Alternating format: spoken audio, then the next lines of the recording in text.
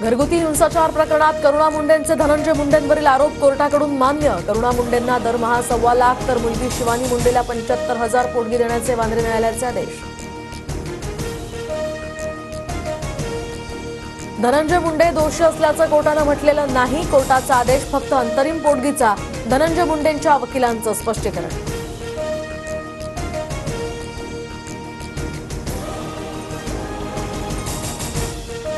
धनंजय मुंडे आमच्यासाठी कधीही हानिकारक नव्हते। माझी आईच घरगुती हिंसाचार करायची। धनंजय मुंडेंचा मुलगा शिशू मुंडेची सोशल मीडियावर पोस्ट। सोशल मीडियावर पोस्ट करण्यासाठी माझ्या मुलावर दबाव टाकला। माझ्या मुलावर धनंजय मुंडेंचा दबाव तर मुलाच्या पोस्टनंतर करुणा मुंडेंचा आरोप। कौटुंबिक हिंसा करणारा व्यक्ती मंत्रिपदावर राहू शकतो का? सरकारनं अशा मंत्र्यांची हकालपट्टी केली पाहिजे। विजय वडेट्टीवार यांच्याकडून आता धनंजय मुंडेंच्या हकालपट्टीची मागणी।